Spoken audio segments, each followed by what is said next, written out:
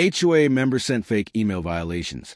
My hacker grandson helped and their system got exposed. Final notice, violation/lien process. That was a subject line glowing back at me from my laptop screen, the white letters reflected in my reading glasses. I read the worst part out loud, just to make sure I wasn't losing my mind. Daily fines of $250 will accrue every 24 hours until full payment is received. Continued negligence may result in a lien and foreclosure proceedings. According to this email, I was some kind of negligent homeowner, trashing our pristine Phoenix subdivision with my refusal to comply. There was even a blurry photo attached to a front yard that was supposedly mine, except the gravel color was wrong. The cactus wasn't my cactus, and the timestamp said 3:17 a.m. I leaned back in my chair and smiled, just a little. "You're trying too hard," I muttered at the screen. I'd spent 40 years in audit and compliance. Real notices are boring. This one was panicking. My grandson Leo walked in, hoodie half-zipped, laptop under his arm. "Grandpa, let me see that." He flicked through headers, domains, little lines of text most people never notice. He looked up, suddenly serious. "Yeah, this isn't just fake. Someone is spoofing the HOA to shake people down." And that was the moment I realized this wasn't a simple misunderstanding. It was a system. Before I tell you how we exposed it, hit subscribe so you don't miss how far this thing actually went. I should probably explain how a guy like me ended up arguing with an HOA email in the first place. When I retired from 40 years in audit and compliance, I had one goal: peace and predictability.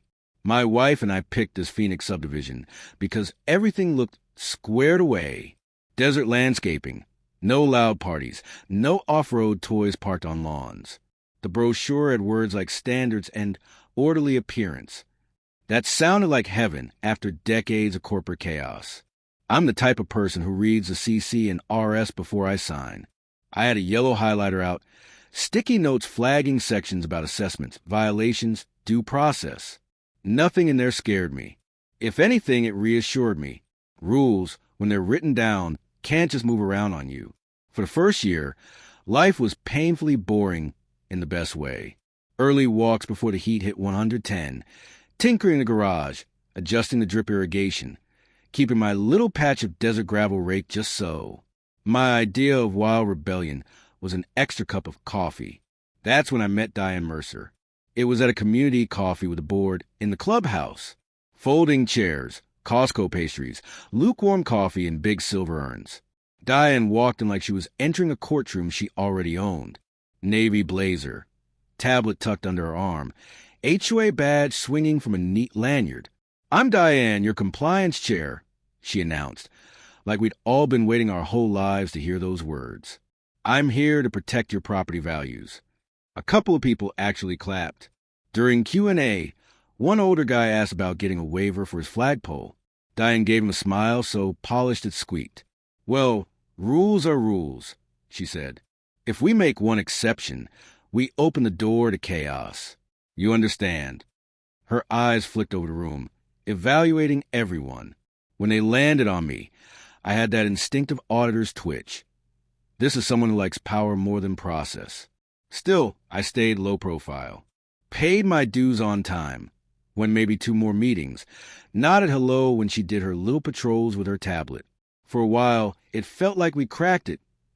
Quiet mornings, predictable bills, no drama. I'd sit on the porch at sunset, watching the light hit the stucco just right, thinking, okay, we finally found a place where the rules work for everyone.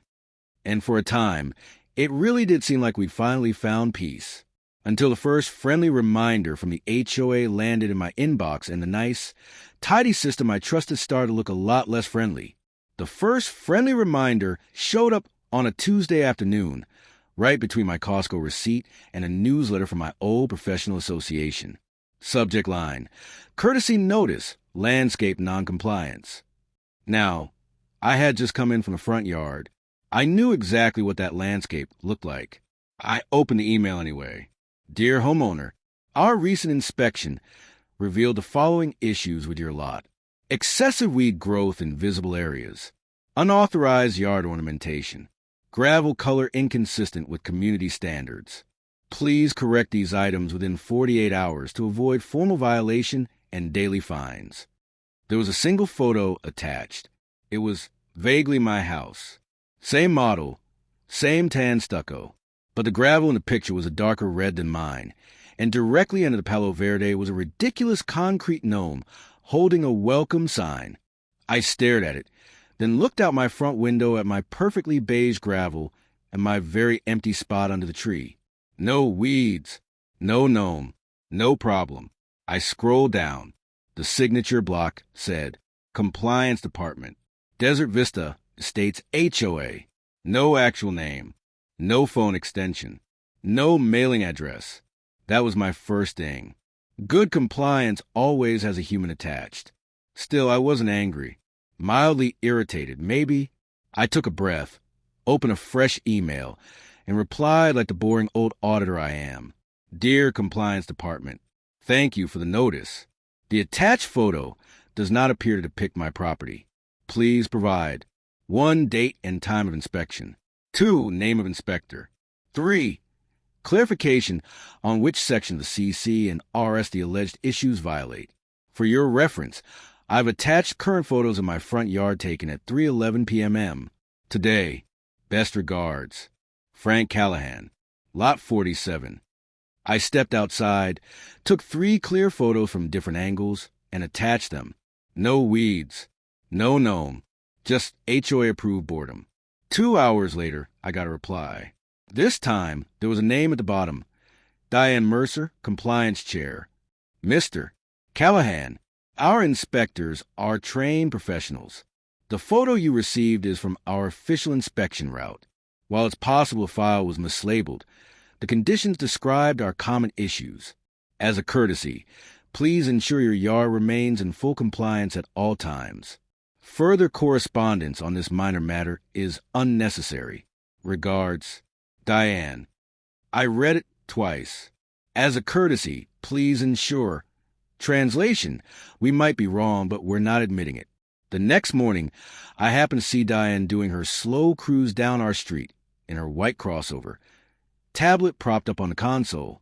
She paused in front of my house a beat too long, eyes flicking from my yard to her screen. I gave a little wave. She didn't wave back. For most people, that would have been the end of it. Weird email, brush off response, move on. But that non-answer went into a folder on my desktop called HOA Communications. Old habits die hard. At that point, I honestly thought it was just a sloppy system and a board member with an ego. I had no idea that this little courtesy notice was only the first crack in something much bigger. And if you've ever had an HOA nitpick you for nothing, hit the like button, because what came next will sound painfully familiar. A couple of weeks after that gnome that never existed email, I started to feel it. The social temperature around my house ticked up a few degrees. It started small. My next-door neighbor, Tom, a retired firefighter who usually waved from his driveway, suddenly got very interested in his phone whenever I stepped outside. One morning I caught him glancing at my front yard, then at his screen, then back at me. The second our eyes met, he spun around and disappeared into his garage like I was selling timeshares. Weird, I thought. Then came the printout. I was coming back from my walk when I saw it. A single sheet of paper, folded and tucked just so into my front door frame. HOA letterhead at the top, big bold words in the middle. Reminder, neighborhood standards are for everyone. Underneath, in smaller type, our community relies on shared commitment. Failure to comply with rules, including repeated landscaping and exterior violations, affects all property values. Please be considerate of your neighbors. No name, no specific violation. Just a nice, vague public shaming. As I stood there on the porch reading it, I heard the soft crunch of tires on gravel. Diane's white crossover rolled by, slow as a parade float. She didn't stop, just gave a little smile through the windshield and a tap on her tablet. Message received. That afternoon, at the mail kiosk, one of the ladies from 3 streets over gave me a tight little smile. Hope you get things sorted, Frank, she said. We all worked hard to get into this neighborhood. Things. I asked.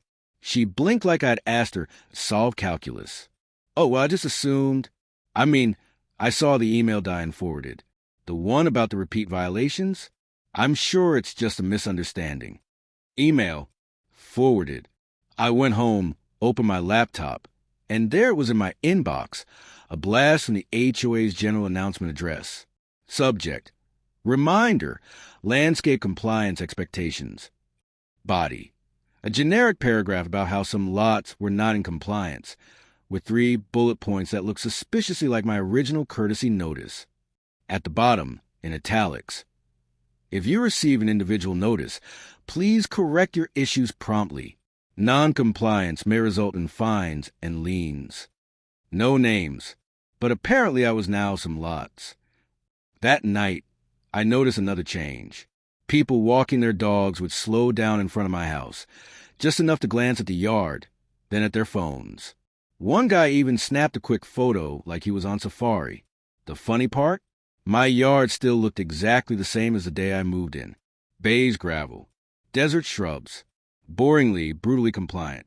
I printed that mass email and slipped it into my growing HOA, communications folder, right behind the first notice in Diane's brush-off reply. Color-coded tab, social pressure. A few days later, at a community pool barbecue, the pressure ratcheted up another notch. I was in line for a hot dog when I heard my name. Yeah, apparently Frank over on Lot 47 is like, 3 open violations, someone said behind me. Diane said she's doing everything she can, but some people just don't care about rules. I turned. It was a guy I'd seen around, polo shirt, HOA volunteer name tag that said, Events Committee. Next to him, Diane stood with her arms folded, listening just long enough for the sentence to land, then giving a tiny, tragic nod. Our job is to protect everyone's investment, she said, loud enough for half the patio to hear. It's never personal. Our eyes met for half a second. Her expression didn't change. But there was a spark there, the satisfaction of someone who thinks the narrative is locked in. The next day, another email hit. Subject, second notice, pending violation review. No specifics again. Just more language about ongoing issues, escalating fines, and possible lien review by the board. The CC line was what got me. President at Desert Vista HOA. Org, manager at Suncrescent. Com, and a generic communications at Desert Vista HOA. Org. Diane wanted everyone who mattered to see my name associated with escalating. It was a neat little system. Send a shaky violation, refuse to clarify, then start a whisper campaign dressed up as reminders and general announcements. Most people caved long before they ever asked for proof. Each email, each printout, each overheard comment went into the folder. Dates, times, who was present, who said what. Old reflex. Document first. React never. Because what Diane and her little audience didn't realize was that every vague warning, every public hint, every neighborly sight was another entry in the evidence log with her name all over it. But the HOA still hadn't figured out that all of this wasn't scaring me. It was giving me exactly what I needed. And the day they tried to turn that social pressure into real money, that's when I understood this wasn't just petty power tripping anymore, and that every single one of those emails was going to come back to haunt them. About a month after that barbecue, they finally went for the wallet. It was a Thursday morning, already 95 degrees by 10 a.m. I just finished blowing the dust off the front walk when my phone buzzed with a bank alert. New automatic bill payment scheduled. Desert Vista Estates HOA, $1,250. 00. I frowned. Our regular dues were $185, auto-drafted on the 1st. This was dated 3 days from now. I went straight to the HOA portal. I logged in, 2-factor text and all, and there was an angry red text under my account. Outstanding violation balance, $1,250. 00. Status. Final stage, lien review pending. Below that, a list. Landscape noncompliance, $250. Repeat noncompliance, $250. Administrative fee, $150. Lien preparation fee, $600. I actually laughed. They were charging me $600 to prepare a lien for violations no one had ever proven existed. There was a new message in my portal inbox too. Dear Mr. Callahan, this is your final opportunity to resolve your outstanding violations before lien and foreclosure procedures commence. Daily fines of $250 will continue to accrue until full payment is received. Payment has been scheduled via your preferred method for your convenience. Failure to maintain compliance is a breach of your governing documents and of your neighbor's trust. Sincerely, Compliance Department. No name again. No attachment. No reference to any inspection date. Lot photo, nothing. But this time, they hadn't just bluffed. They'd reached into my bank account and tried to pull out over $1,200 based on vibes. I canceled the scheduled payment with 2 clicks and called the management company. After 15 minutes of hold music, a woman picked up. Suncrest Community Management. This is Karen. How can I help? Yes, Karen. This is Frank Callahan, Lot 47 at Desert Vista. I'm looking at a lien preparation fee and an auto-scheduled payment I did not authorize. I need to know who placed those charges. She tapped the keyboard on the other end. It looks like those were entered by compliance, per their inspection records. We can't override compliance decisions, sir. You'll need to talk to your board. Great, I said. And who exactly in compliance has the authority to schedule payments on my account? Silence. More typing. The system does that automatically when a violation escalates to final notice. So a computer decided to take my money because a photo of someone else's yard got mislabeled? Sir, if you're in violation, the proper course is to pay and then appeal through the proper course, I cut in, keeping my voice level, is for you to send me in writing the name and credentials of whoever approved those charges, plus the inspection records you just referenced. She made that little exasperated sigh people think you can't hear. You'll have to submit a records request through the portal.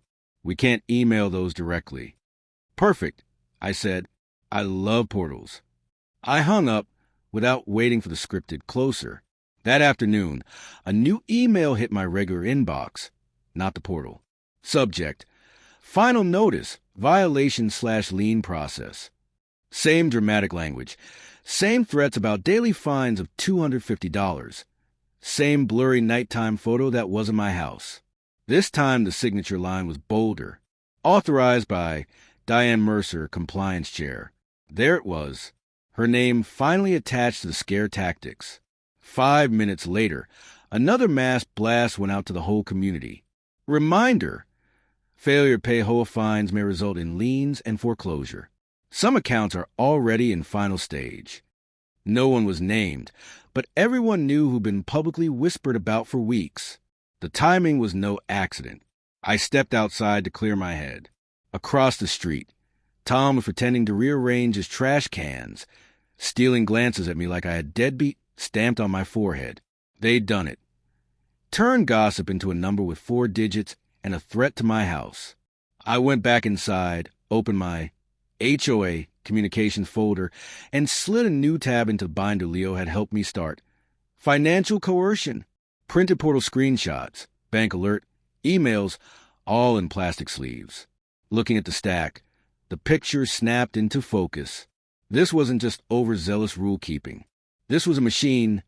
Vague violations, social shaming, escalating language, then an automatic grab at your bank account, counting on you being too scared or too confused to fight. That was the day I stopped telling myself it was a misunderstanding. They weren't going to stop, not with polite emails, not with reason. And if they were willing to push this far on me, a boring guy with beige gravel, how many other people had they squeezed dry already? If I didn't push back, they'd roll right over the next person who didn't know how to read a ledger or a CC&R. So I closed the binder, picked up my phone, and called the one person who knew how to peel back the rest of the system without breaking a single law. "Hey, Leo," I said when he answered. "You busy this weekend? Your grandpa's HOA just tried to rob him. I think it's time we take a very close look at their emails." Because that was the moment I understood they weren't going to stop themselves. And if I didn't do something, they were going to keep weaponizing fear and paperwork against every quiet neighbor on this street. Drop a comment, if you've ever had an HOA jump straight to your wallet, because that was a line for me. From that point on, this stopped being about my front yard and became about blowing up the whole rotten system behind those emails. Leo showed up that Saturday with his usual uniform. Hoodie, beat-up sneakers, laptop under his arm. I had the binder on the kitchen table, tabs lined up like soldiers. He flipped through a few pages, whistled low. "You weren't kidding, Grandpa. They really tried to steamroll you." "I've seen sloppier," I said, "but not often from people who claim to love proper procedure. Sit. Let's look at the tech side. I'm not a hacker. I know my way around spreadsheets and policy manuals, not packet sniffers. But 40 years in audit taught me one thing. When you don't know, you bring in someone who does." Leo opened the first final notice on my laptop, then pulled up the raw email headers. To me, it looked like alphabet soup. To him, it was a crime scene. "Okay," he muttered, scrolling. "See this? Your real HOA newsletter comes from mail, Desert Vista HOA, or through a legit provider. SPF and DKIM both pass. Now look at this one." He tapped the screen. Different server. Domain is Desert Vista HOA. Com instead of org. SPF fails. DKIM is missing.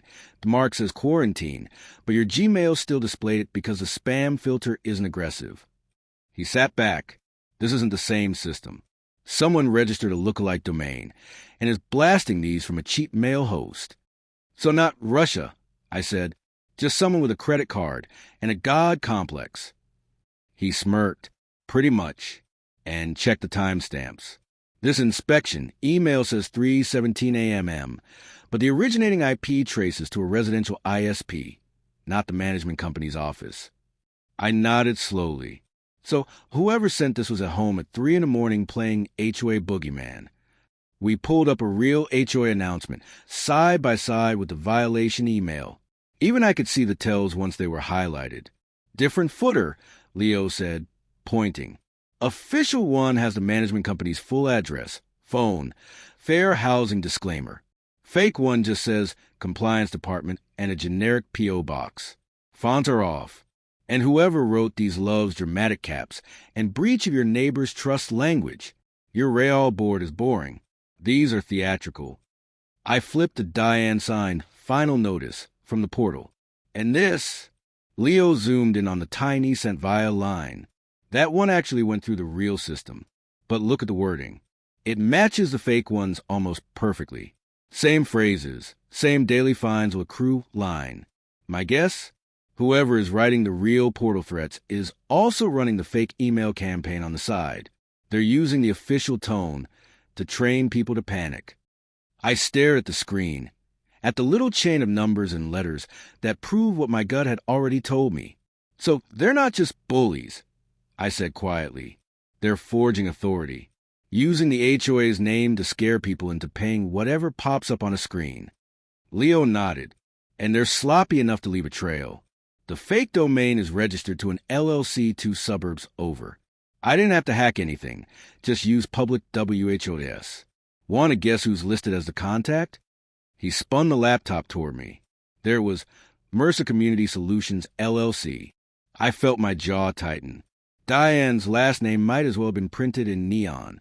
"Careful," I said automatically. "We don't break into accounts. We don't touch anything we're not authorized to touch." Leo held up his hands. "Relax. This is all open source. No passwords, no firewalls. If I can see it, an insurance lawyer can see it. A state investigator can see it." He tapped the binder with one finger. "You've already got the paper trail. I just translated the digital part."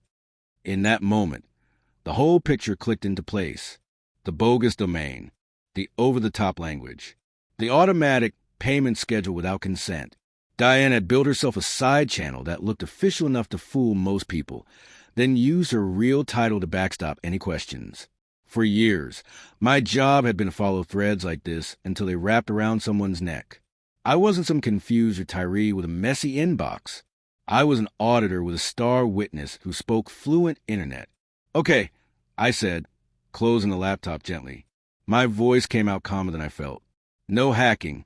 No cowboy moves. We do this by the book. Every book.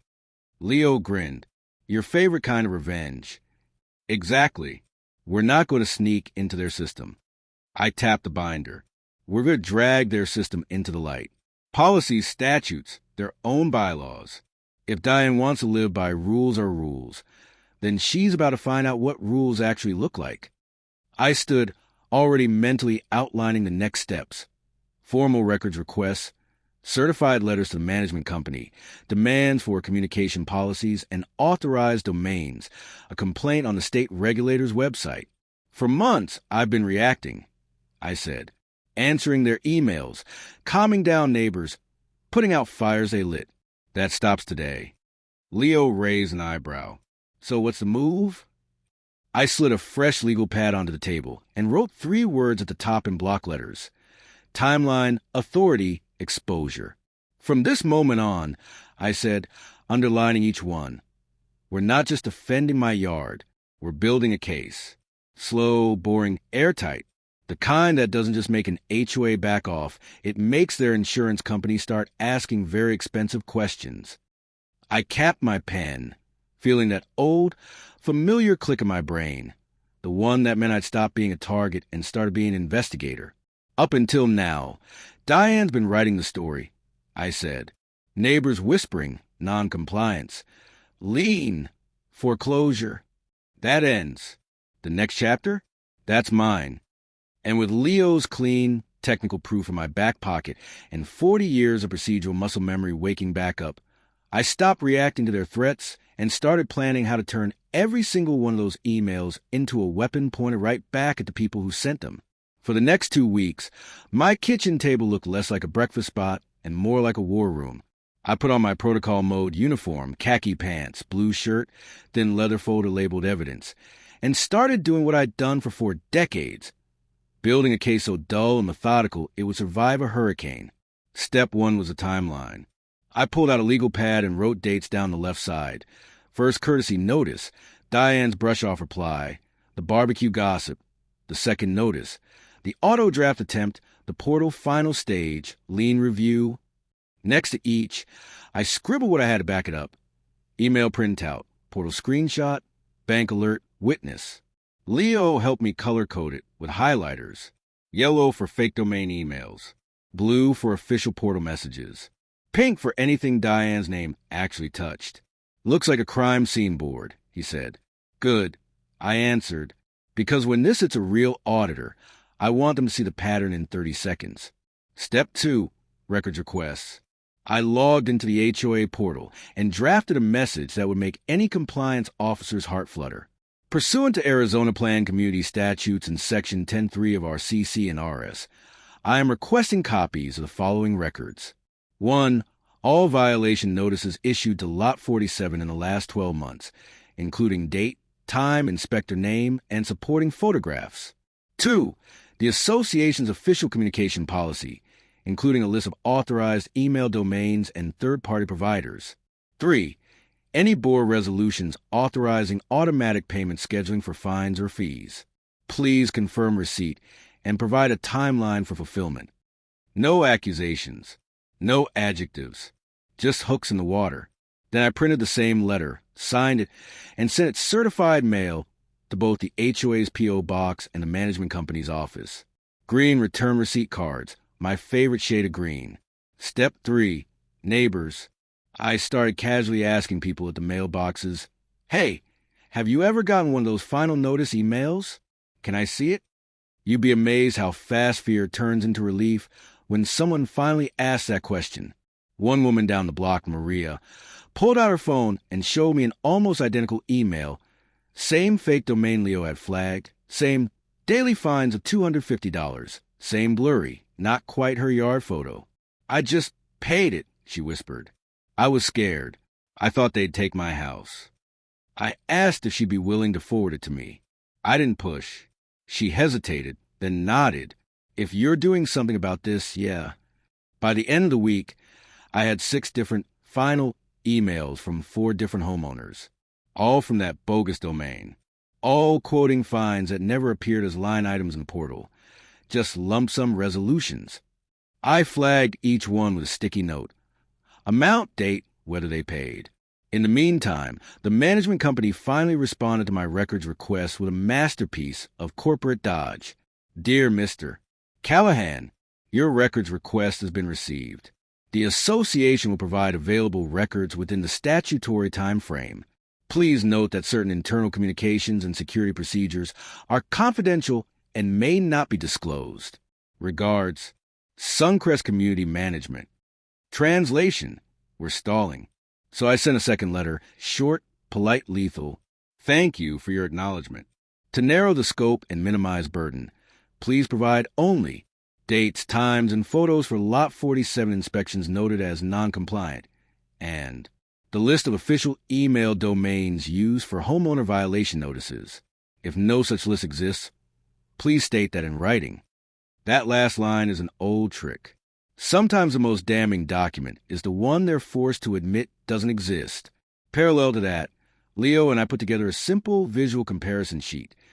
Column A, real HOA emails, headers, domains, footers. Column B, fake ones. Color-coded arrows to every mismatch. At the top, in 18-point font, we wrote, unauthorized communication channel. I wasn't going to walk into a meeting waving around words like fraud. I was going to ask a very calm question. Who authorized this? By the end of week 2, my binder had grown a new tab, other homeowners. Each plastic sleeve held someone else's fear turned into evidence. All that was left was to give Diane and the board one last, generous opportunity to step right into the trap. I sent a final, perfectly courteous email through the portal. Given the seriousness of the lien notices I have received, I request that my account be placed on hold and that my case be added to the agenda for the next open board meeting. I will bring documentation and would appreciate the board's clarification on which communications are official. Respectfully, Frank Callahan, Lot 47. If they ignored it, that was more evidence. If they accepted, even better. It gave me a public stage and a record. 3 days later, I got the response I've been hoping for. Your request to address the board regarding compliance matters has been approved. Please limit remarks to 3 minutes. Diane, Compliance Chair. 3 minutes was plenty. I wasn't planning a speech. I was planning an ambush built entirely out of their own paper. All that remained was to let them tighten the rope a little more. And I knew exactly how to make them do it. So if you're still here following the breadcrumbs, hit that subscribe button. Because the way they overplayed their hand at that board meeting is the part nobody in that room will ever forget. The next board meeting was set for a Thursday night, 6 p.m., in the community clubhouse. I spent the days before doing something that would have made Diane proud if she had any idea what I was actually organizing. I got even more meticulous. If you're going to spring a trap in public, you don't walk in swinging accusations. You walk in holding questions that can only be answered one way. The morning of a meeting, I printed everything fresh. Binder tabs in order, timeline, official emails, fake emails, other homeowners, CC and RS, state statutes. On top of the stack, I put Leo's comparison sheet, the one with columns labeled authorized domain and spoof domain in big, friendly font. You sure about this? Leo asked, watching me slide each page into a plastic sleeve. I'm not sure about much these days, I said, but I'm very sure they hate sunlight. The the bait, was simple. Give Diane just enough reason to double down before she ever saw what I was holding. 3 hours before the meeting, I logged into the portal and sent a perfectly earnest message to Compliance Department. Just to confirm, I am still listed as final stage, lien review pending in the system. Please bring any supporting violation documentation to tonight's board meeting so we can clear this up. I knew 2 things about people like Diane. They love documentation theater, and they hate backing down in front of an audience. If she thought I was coming in nervous, hat in hand, she'd prep a show. 15 minutes later, the reply hit. Mr. Callahan, yes, your account remains in final stage pending board review. I will be prepared to present the association's position this evening. Diane, Compliance Chair. No softening. No misunderstanding. Just caps and confidence. Perfect. An hour before the meeting, Leo helped me do a last tech check. We loaded the key exhibits onto a cheap USB drive. Screenshots with headers visible, WHOIS lookup for that fake domain, a short PDF with our side-by-side comparison. Nothing fancy. No software. Just static files any Office PC could open. Remember, I told him, we're not touching their system. If they plug this in, it's because they want to see what's on it. I know, Grandpa, he said. This is about as dangerous as a PowerPoint. We got to the clubhouse 10 minutes early. The room was already half full. Plastic chairs in rows, a folding table at the front with little name placards. President, Treasurer, Secretary, Compliance. Diane's was dead center. She arrived a minute later, navy blazer, tablet tucked under her arm, HOA badge glinting. She scanned the room like she was taking attendance, eyes landing on my binder, then on Leo sitting next to me. Evening, Mr. Callahan, she said, voice just loud enough for front row to hear. I trust you brought the information you wanted to share? I did, I said, holding up the folder labeled evidence. I'm glad you did too. She gave that tight, lawyer commercial smile. Oh, I'm always prepared. Good, I thought. The bait's in. As the president called a meeting to order and droned through landscaping contracts and pool repairs, I watched Diane out corner my eye. Every time the agenda ticked closer to homeowner comments, she tapped something on her tablet, arranging whatever little slideshow she'd built to make me look like a problem. She thought this was going to be a simple morality play, reckless homeowner versus brave compliance chair. What she didn't know was that the moment they gave me the floor, I wasn't going to argue feelings. I was going to make their own emails, their own policies, and their own signatures turn around and point straight back at her. And when they did, it wouldn't just be my word against Diane's. It would be their system exposing itself on the record in front of everyone. When homeowner comments finally came up, the president adjusted his glasses. First on the list, Mr. Frank Callahan, Lot 47, regarding compliance.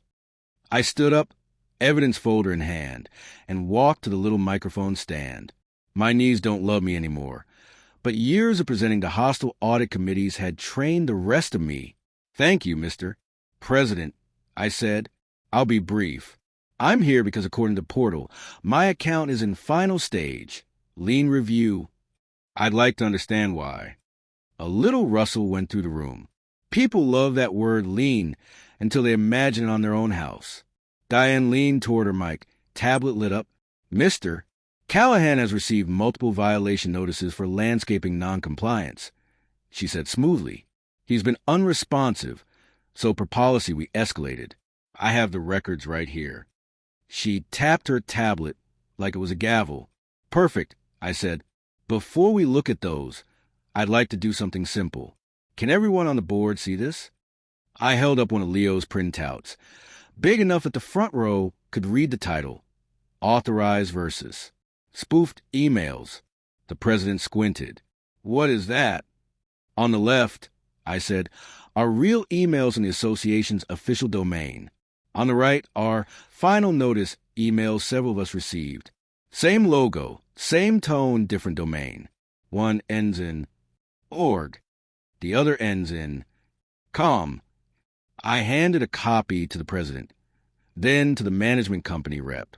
Your own provider's records show the right-hand emails failed SPF and DKM. In plain English, your system didn't send them. The room went quiet. The treasurer frowned. We don't use a com address, he murmured. Diane's jaw tightened. Those are obviously spam. People should know not to. Funny you say that. I cut in still calm because the language in those spam emails matches word for word the final notice Diane sent me through the official portal. I flipped to the next page and read, daily fines of $250 will accrue every 24 hours until full payment is received. I lifted my eyes. That's not boilerplate in the CC and RS. That's someone's creative writing. A couple of homeowners shifted in their seats. One raised a hand. I got that exact line, she said. I paid it. I nodded. Maria down on Ocotillo paid $750 to an account listed in one of these. Com emails.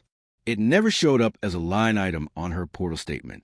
I have 4 more neighbors with similar stories, all from that same unauthorized domain. I laid their redacted printouts on the table. The management rep's face went pale. "Mr. Callahan," he said slowly, "are you saying someone is impersonating the association to collect payments?" "I'm saying," I replied, "that someone registered Mercer Community Solutions, LLC, and used it to send lookalike violation emails that your own IT headers say did not originate from your servers."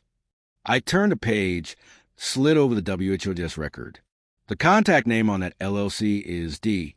Mercer. Every head in the room pivoted toward Diane. Her smile snapped back into place like a mask. "This is outrageous," she said sharply.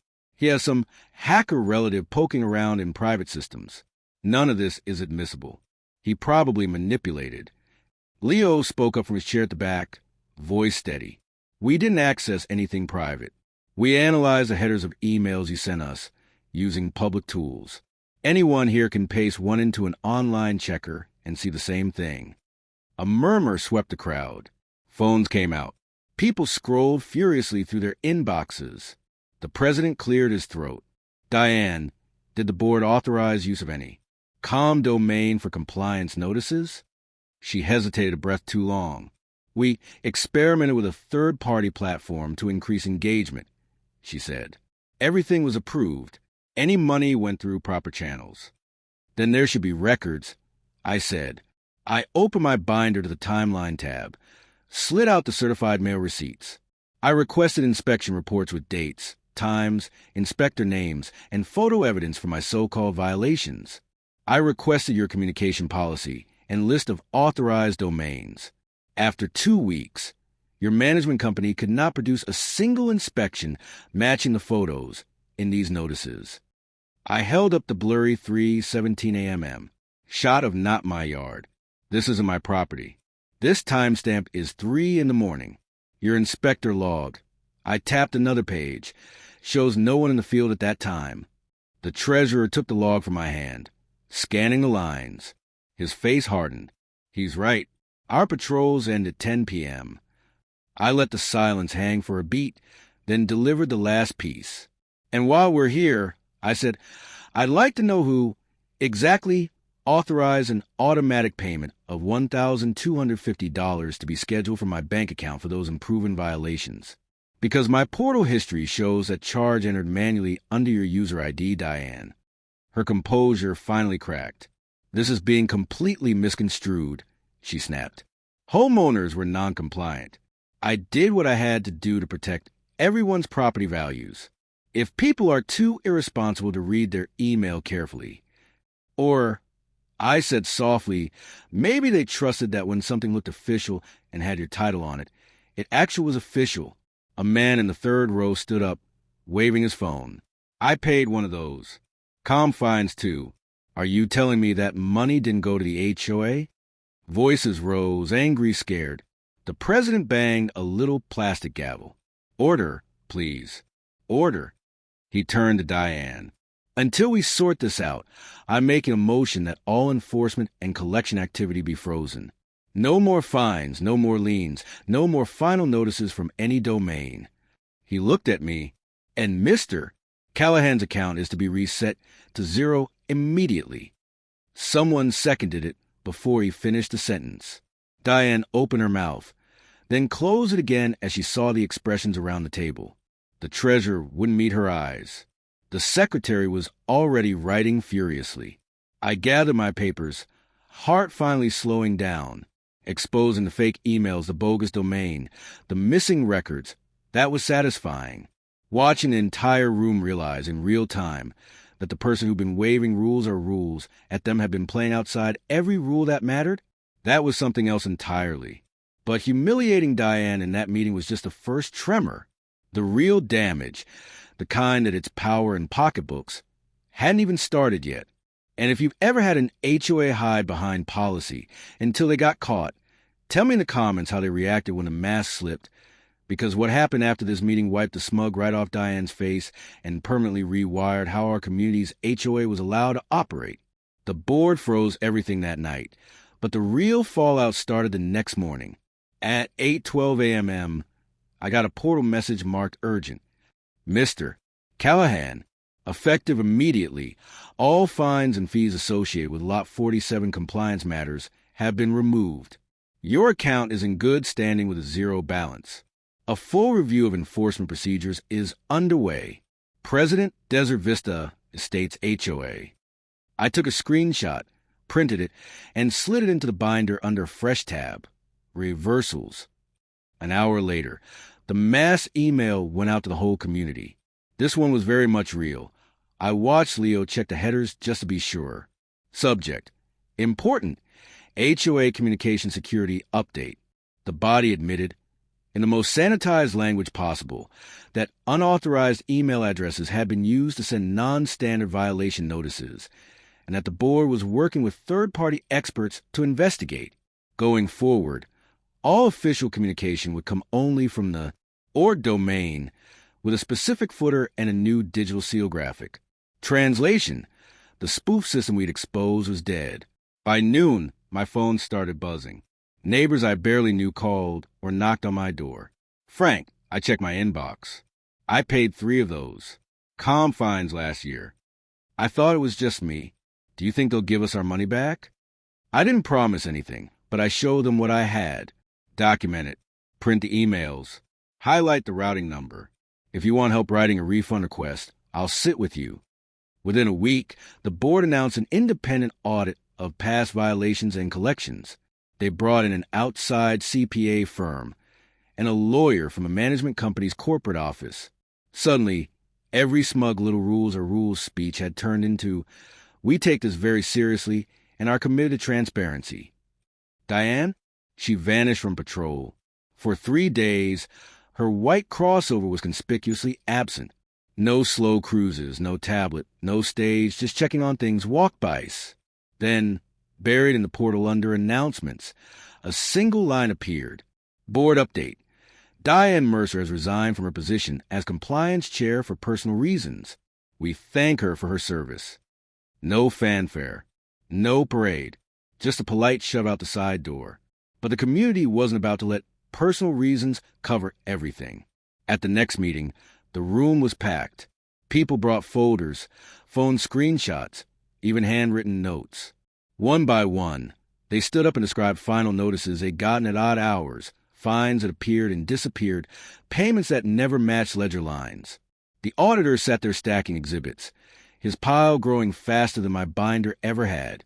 A month later, the board mailed out a letter that felt like the punchline to the world's driest joke. After review, certain enforcement actions were found to be inconsistent with governing documents and state law. All affected homeowners will receive refunds with interest. New policies have been adopted to ensure no fines without time-stamped photographic evidence attached. No automatic payment scheduling of fines. Annual third-party review of enforcement and collections.